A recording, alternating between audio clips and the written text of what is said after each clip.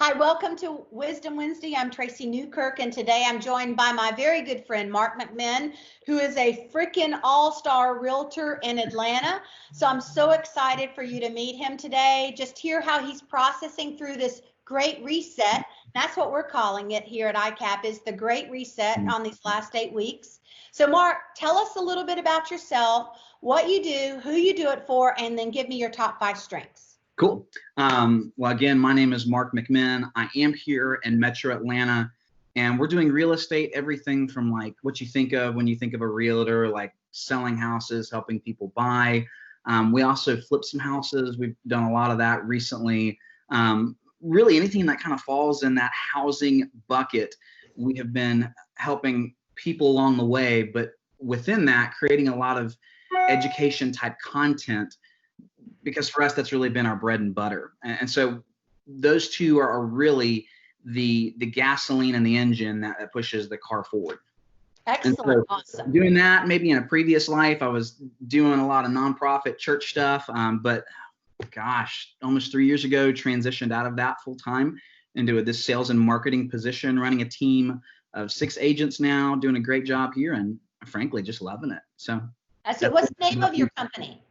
Yeah, we run a team called Mark McMinn Real Estate. We are underneath the Keller Williams flag, but all of it is kind of like, the way I describe it to people is like when you go in Target, you're going in the physical structure of Target, but within there, there's Coke and Pepsi who run their own marketing, run their own budget, and that's kind of how we are. We're within the framework of Keller Williams, but we're Coke or Pepsi sitting on the aisle. So. Oh, that's awesome. And what are you, Coke or Pepsi? Diet Pepsi and Cherry Coke. We're one of those two, depending on who you're hearing and what are you digging. So. Yeah, there you go. All right, perfect. So what are your top 5 strengths? Yep. So as we jump in, we have ideation, futuristic, competition. What's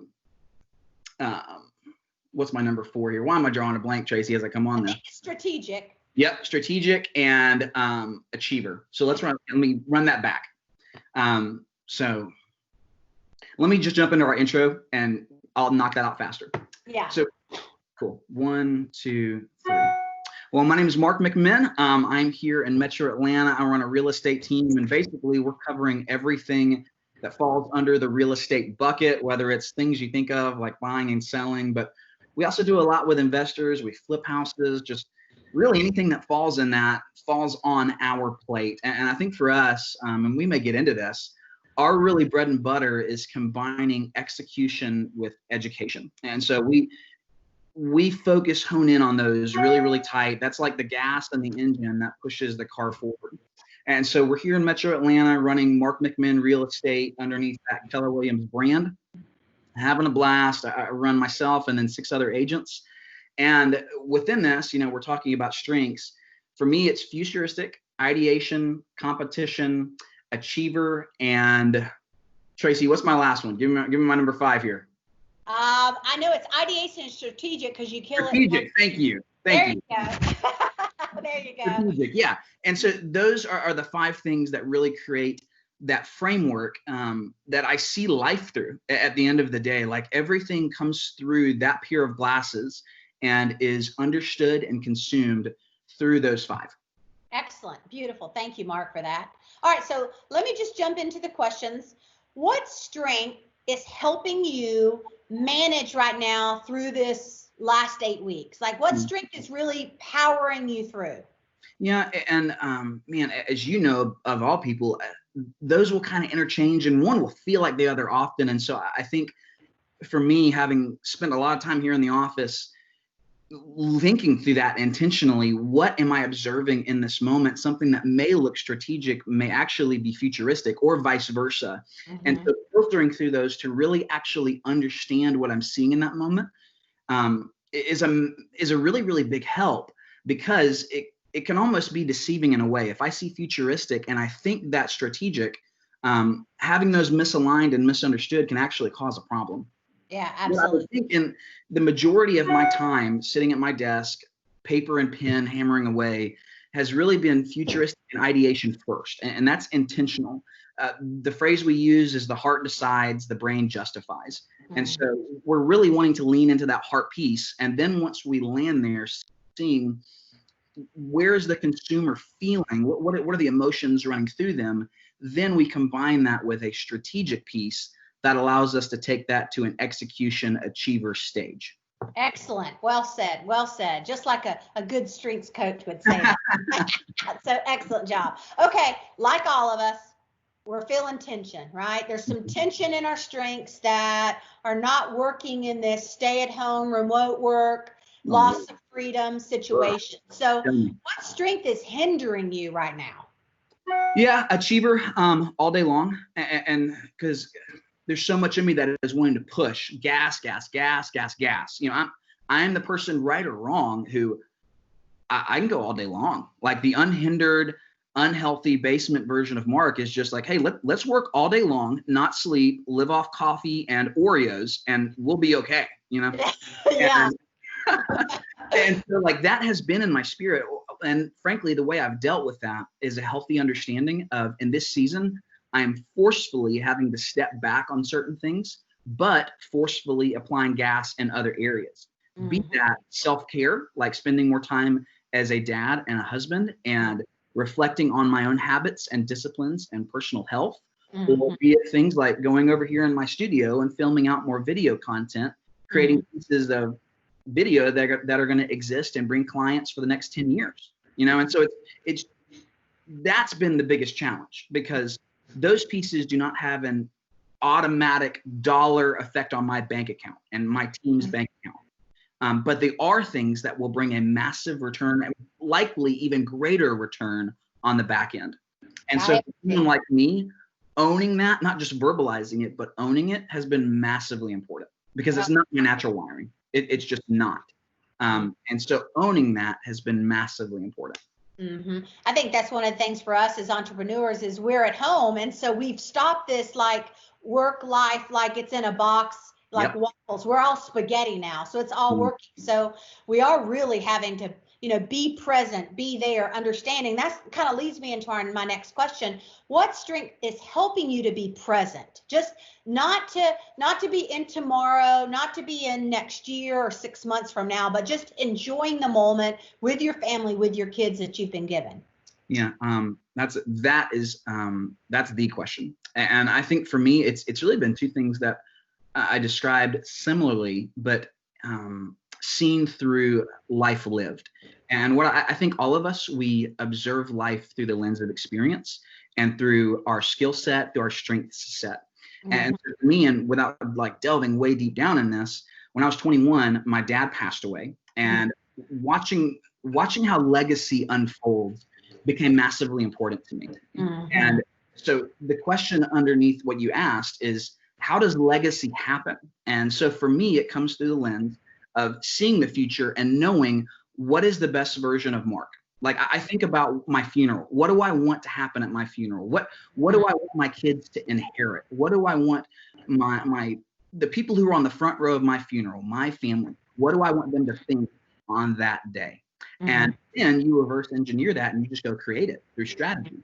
And for me, those have just been the two at the end of the day, because I'm not competing against anyone. There's no scoreboard right now. You know, it's just leaning into the fact that I know that day's coming. It's coming for all of us. And I want to leave a very specific legacy. And I can tell you at a micro level what I want that to look like. And so therefore now I'm back here pushing that forward. Yeah, so it's like beginning with the end in mind. 100%. Right? That's exactly what you're doing. And it sounds to me like you're combining futuristic and strategic. Absolutely. Because you're using it to say, I know what the future is going to hold, and I'm going to create the path in order to get there. Absolutely. And beautiful, beautiful. So much that we can all learn from that. So thank you. So what's helping you dream right now? You know, everything that I'm reading says that the dreamers are going to come out of this better, come out of this great reset better. So what strength is helping you dream about the future and long for it, and maybe even plan for it creatively? Yeah. And cards on the table. This is one because it's so in my DNA. It's there every day. I mean, if I'm in the middle of chaos back before all this and business is blowing and going, that's still like churning in my spirit. And so often I really have to create a healthy balance to this, because I'm the person who can be like, idea, chase, you know, and never really tie anything down.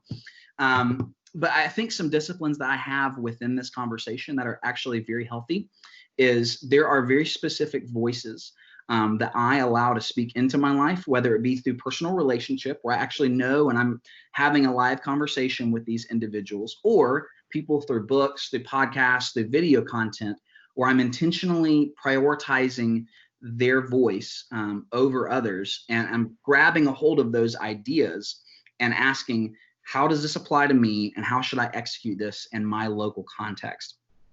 And so that discipline has also been very honed in during this time, because I think beforehand it was a lot of podcasts in the car. It was a lot of 5 minutes here, 10 minutes here.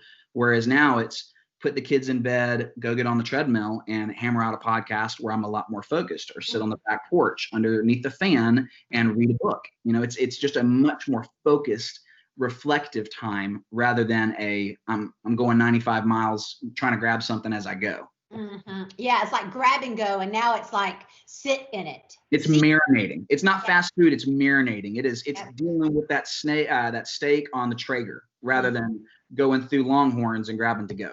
Yeah, you just spoke my language, because I am a Traeger grill fan. There you go, girl. There you go. Come on. All right. So last, this is really important too, because, you know, I mean, we're both leaders. We're both running our own businesses. So what strength right now is helping you to lead well, to lead your team well? What strength are you using? Frankly, I think a lot of that for our specific season, and that's really important. That's crucial, because this will gel and it will move. The 1 will become the 5, the 5 will. And so for us during the season, it really is competition. And so we're leaning deeply into that, knowing that at least in my industry, a few things are going to happen. Number one, there's going to be a lot of agents who leave the industry. They are not making enough money to pay their bills, and they're going to go back to a 9 to 5. And hear me in grace and love. I'm rah and see you later. Goodbye. Filter out the people who aren't doing anything. So those of us who are all in, come hell or high water, we are in a larger market share. And what I mean by that is, in this time where we are building our brand through video content, through education, giving away the secrets, which frankly, most people, no matter your industry, think that's suicide. It's actually the best thing you can ever do, because it allows the consumer to see Mark knows his stuff. He's not just throwing out some numbers and some facts. He's getting deeply into his process so that we can see the inner workings, and it creates trust. And so for us, we are leaning in first and foremost to a competitive spirit, knowing that this is not forever. This is a season. And when this season is done, we're either going to have floodgates, or we're going to have to basically rebuild a business. And I know of those two, which one I want. You know, like, for me, it's a very easy decision. And so it's invest, throw gas now while I can, to build the avalanche rather than starting the snowball 6 months from now. Absolutely. And it reminds me of the athlete. You know, both my girls were athletes. And so it reminds me of what we always said, which was, you know, growth is in the off season, and we're all in our little off season, right? Yeah. And so we all have a choice in this off season of, or do we flourish or flounder, right? Which one is going to be? And you're choosing to flourish and leveraging that competition to drive your agents to flourish and to think creatively and to market and to give away, because you know, giving value right now, I mean, I don't think right now personally is the time that we're trying to get. It's really it's pouring in. And so I love that. So, hey, listen, Mark, I know you're busy. Thank you for today. Thank you so much. I value you. I respect you. I've loved watching your content that you're putting out. So you're doing great things. Go and be blessed and keep doing it. Thank you so much, Tracy. Same to you, dear. Yeah.